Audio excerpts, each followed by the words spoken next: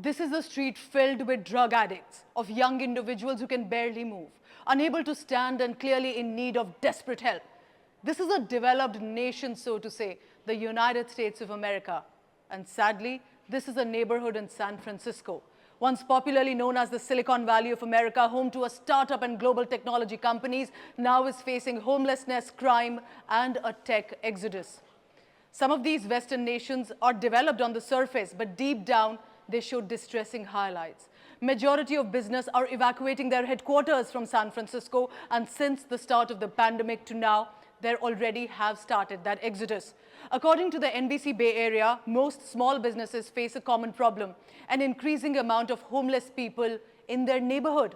This is not to isolate beautiful San Francisco or target homelessness, but as this report finds that about 30% of America's homeless individuals last year were experiencing chronic homelessness, while 40% of homeless were unsheltered, meaning they were sleeping in tents, on streets, and even in cars, rather than in a shelter.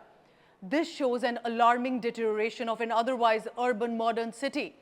With this homelessness, there are added concerns of open-air drug abuse, vandalism of private property of business owners, and organized crime. With the stereotype around homelessness comes a negative impact on certain establishment sales. Customers do not want to enter into these shops in these areas. For example, this shop, which has served as a small eatery for customers during daytime, recently closed its doors after completing 70 years just this year.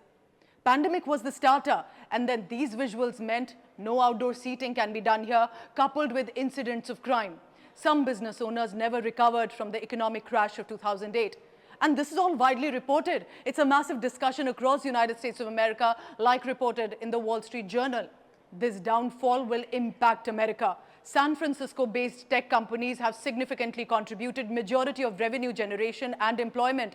But now the SF Standard makes an interesting discovery, stating that 2.4 million square feet area vacated by 10 big companies, including PayPal, Airbnb, and the sublease by Meta.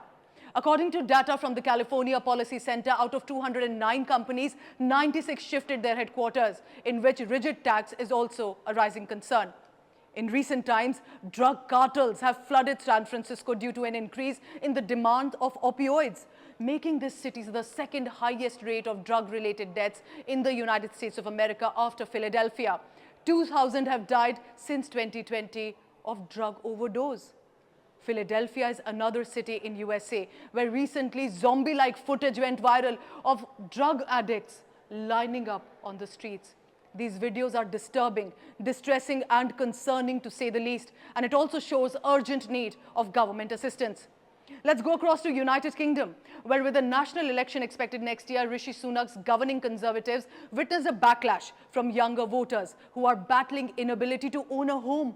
They are struggling with high childcare cost plus inflation. Government has promised to implement the manifesto commitment to build 1 million homes, which they say will be affordable possibly. Department for Work and Pensions data shows that around 1 in 6 people in the UK were in relatively low income before housing costs in 21-22. The rise to just over 1 in 5 people once housing costs are accounted for, which means around 17% were in absolute low income, which is absolute poverty, after housing costs. In Canada, for example, another Western nation, in 2014, 8.8% of Canadians living in low income based on the low income cutoff after tax. What does this mean? The Community Food Centres Canada has released a new report that puts a human face to the staggering levels of poverty and food insecurity experienced by working-age single adults.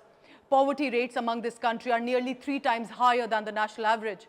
More than 1 in 5 people are below the poverty line. 24% of them experience food insecurity. Let's go across to Italy. In 2020, 7.7% of people lived in absolute poverty as compared to 6.4% of the population in 2019. A recent report which was released found that in 2020, the number of Italians living in absolute poverty reached its highest levels in about 15 years, rising by 1 million or 9.4% of the population. Italy is facing its worst economic crisis that Europe has witnessed since the end of World War II.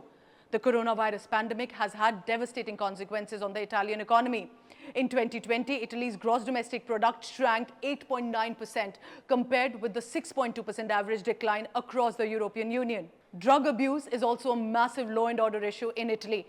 Drug cartels operating in Italy are increasingly using shadow networks of unlicensed Chinese money brokers to conceal cross-border payments. This, according to the Italian judicial and law enforcement authorities. Greece is no better. The European Anti-Poverty Network report titled Poverty Watch 2022 Greece found that poverty rates in Greece are on the rise. In 2020, the report said 17.7% of the population in Greece received wages below the poverty line and coined a new term of income poverty and rose to 19.6% of that in 2021. In the same report, the risk of poverty for children was 23.7%. It's a 2.3 increase since 2020's finding of 21.4%. Moreover, nearly every 1 out of 4 children lives in household at the risk of poverty, suggesting that poverty in Greece affects children and is severe, recurrent, and worsening. What are the reasons possibly? The COVID pandemic was a starter, but inflation has become a catalyst. But strangely, the Western media does not find any of these mentions and only mentions and targets India. This report by Sharita Forrest from the University of Illinois nicely illustrates how some of the popular Western TV shows will have stereotyped India with obsolete mentions of elephants, snake charmers, even in modern India. In 1997, Seinfeld broadcast an episode that is known as the Backwards episode, where the characters travel to India and there are shots of an elephant and a storyline about terrible heat and George's fear of using bathrooms in India. Now, The Simpsons also had an episode called Kiss Kiss Bang Bangalore. It was the first broadcast in April 2006 in which one Mr. Burns, Homer's boss, at the power plant sent him to India to train some employees. India was portrayed as a very exotic place, full of hardworking employees who revere Homer as a god. So in return, Homer teaches them how to stand up for your rights by forming a union, as if he were imparting a culture to the natives in the manner exactly the colonizers did or wanted or attempted to think they did 200 years ago. Time magazine ran a story titled India Inc. in 2006 about India becoming the next economic superpower. Sounds good. But this cover photo showed a woman in ethnic dance attire wearing a telephone headset as if she worked in a call center. Many Indians found this offensive because, yeah, who wears this to office? Western media loves to view and portray India in a stereotypical lens. But maybe next time you do not have to look beyond your borders for poverty, drug menace, and homelessness, because it's pretty much around you too right now. Let's talk about India. In India, of course, we have problems of poverty and population and drug menace in some states. But at least we do not pretend to be the first world that dictates world rankings. Also, look at India's bounce back after the COVID pandemic that even Europe and USA are still struggling with.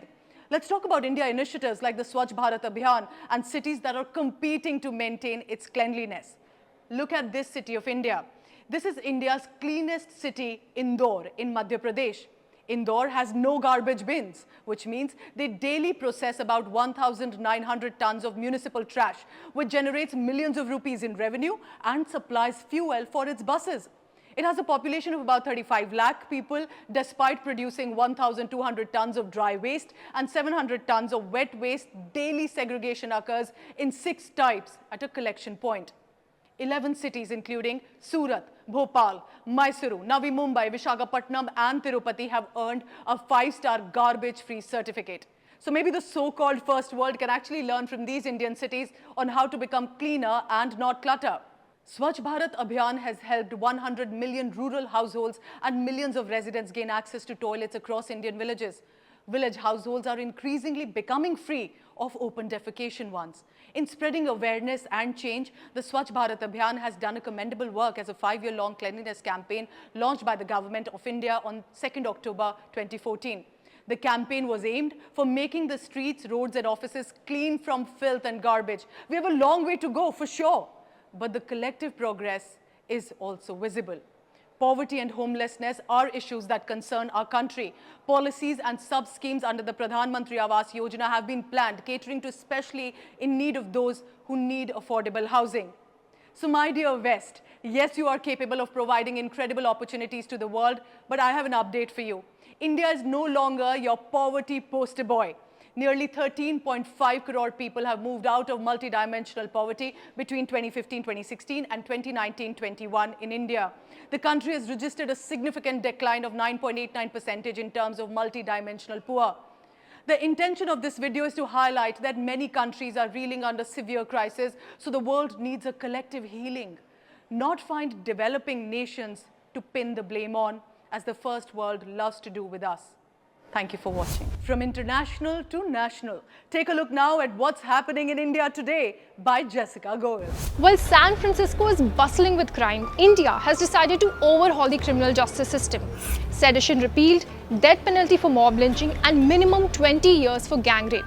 The centre introduced 3 bills that will completely revamp and replace 3 historical laws that were the backbone of the criminal justice system in India. But what will it mean for the common man? What will it mean for you? Sedition gone? One of the key legislative changes that has been proposed, according to Shah, is to repeal the controversial colonial-era sedition law that led to the arrest of 86 people across the country in 2021. However, acts endangering sovereignty, unity and integrity of India will still be an offence and more stringent. Minimum 20 years for gang rape. According to the proposed bill, a person convicted of gang rape will get a minimum of 20 years in prison, with the maximum punishment being life imprisonment. While tabling the bills in Parliament, Home Minister Amit Shah said that the central government now proposes death penalty for rape of a minor. Community service, the new addition? For the first time in the country, the bill has proposed to introduce community service as one of the punishments for petty crimes, including defamation. And the bill also proposes greater use of technology. The bill proposes that trials, appeals proceedings, recording of depositions, including those of public servants and police officers, to be held in electronic mode. Everything from the statement of the accused to summons, warrants, documents, police reports can be done in electronic form. What's more is that the search and seizure of articles and properties, the visit to a crime scene by a forensic expert, and the recording of the victim's statement shall be audio-videographed, preferably on a mobile phone. The proposed law also aims to decongest Indian jails by allowing automatic bail to under-trials who have been already serving more than half of their maximum sentence. These are the few changes proposed in IPC or CrPC. While the bill has a lot of good pro-citizen provisions, some niggling issues remain that could probably be ironed out by the Parliamentary Standing Committee. This is Jessica Goel, signing off. For more informative videos like this, keep watching India Today News Mo.